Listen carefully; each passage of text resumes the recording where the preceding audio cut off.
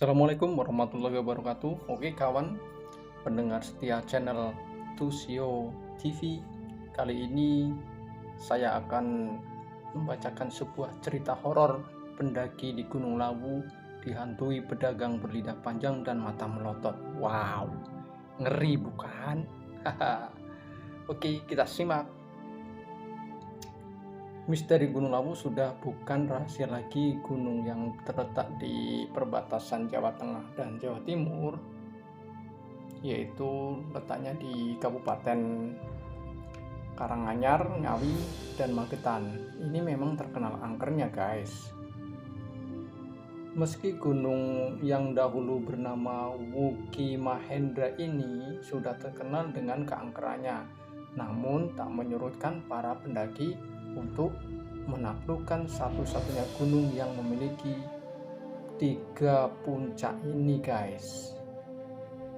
Kali ini kisah misteri pendakian ke Gunung Lawu dilakukan oleh 3 orang pada tanggal 1 Februari hari Selasa tahun 2022. 3 pemuda itu adalah Rian, Andi, dan Putra.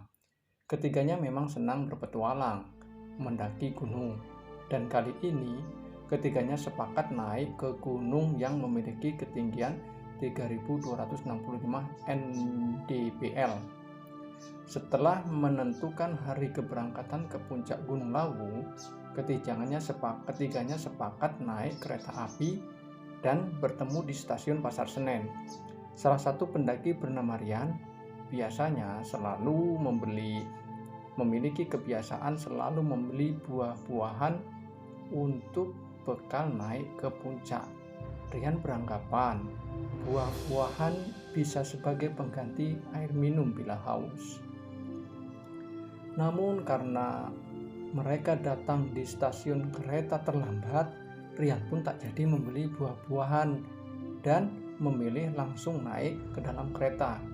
Di dalam kereta, ketiganya saling bercerita tentang pengalaman mereka naik ke puncak gunung.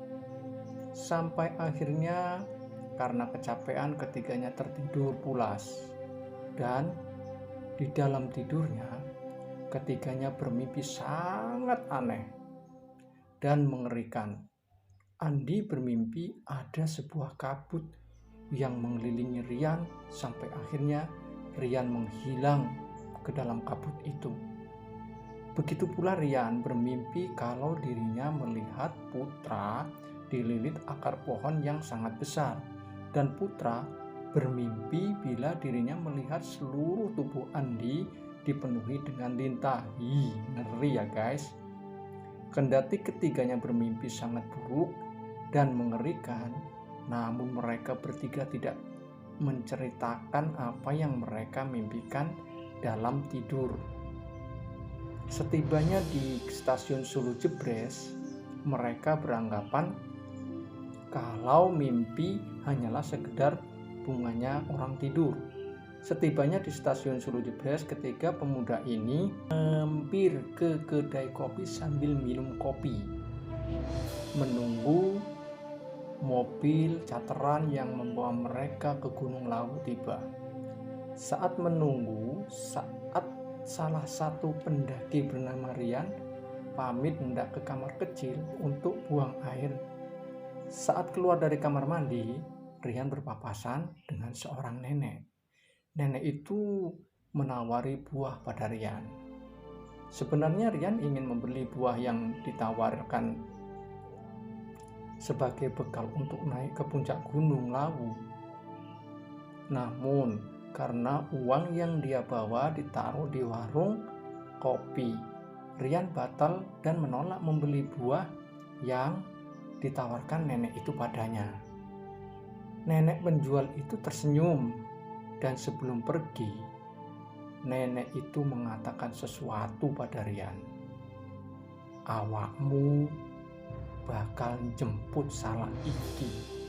Dan kemudian nenek itu menghilang.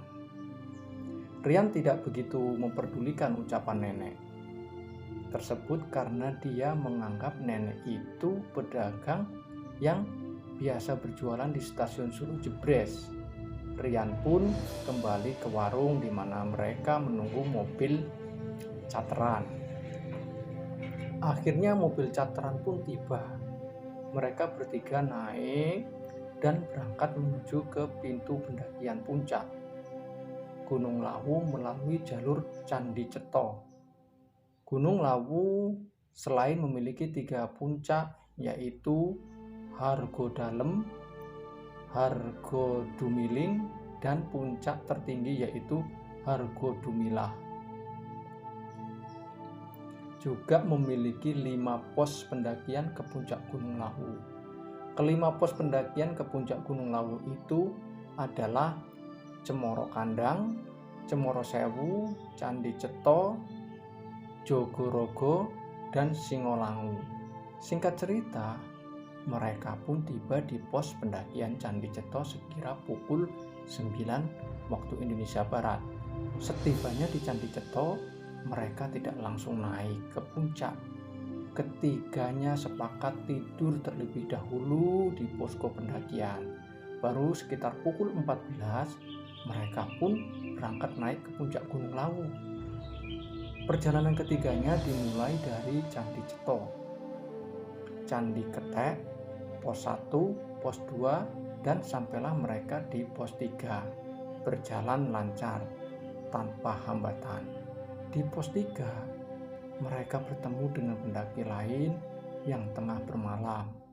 Sambil menyeduh kopi yang airnya diambil dari sebuah paralon, Rian melihat rombongan pendaki itu lagi makan buah.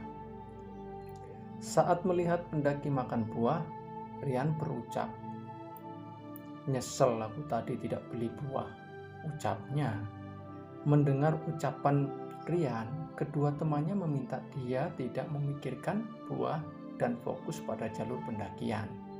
Setelah cukup beristirahat dan sholat maghrib, mereka pun berjalan menuju dan pos 4, dan akhirnya jam 21.00 mereka tiba di pos 5 yang biasa disebut Bulak Peperangan. Bulak Peperangan ini merupakan area padang rumput yang luas. Semula teman mereka bernama Adi hendak mendirikan tenda, namun permintaan itu ditolak oleh Rian. Rian menyarankan untuk bermalam di Bulak Peperangan. Karena di lokasi itu selain tempatnya luas dan sangat jarang pendaki yang bermalam di lokasi Bulak Peperangan. Akhirnya kedua teman Rian sepakat terhadap pilihan Rian. Namun sebelum beranjak mereka sholat Isya terlebih dahulu. Rian lebih memilih minum kopi sambil menghisap rokok. Usai sholat, keduanya kaget melihat Rian tengah memegang buah salak. Kemudian mereka bertanya, "Dari mana salak itu didapat?" Rian menjawab kalau buah salak itu didapat dari rombongan yang mereka temui. Namun Adi dan Putra tidak percaya sama ucapan Rian. Akhirnya perdebatan buah salak yang didapat Rian tidak mereka teruskan. Ketiganya memilih untuk tetap kompak dan melanjutkan kembali perjalanan menuju Bupakan Menjangan. Setibanya di Bupakan Menjangan, mereka pun segera mendirikan tenda. Namun rupanya anggapan Rian bila di Bulak Peperangan sangat jarang ada pendaki, rupanya keliru. Di lokasi itu ada 4 tenda milik pendaki yang sudah terlebih dahulu berdiri. Setelah tenda selesai, mereka pun langsung memilih untuk beristirahat.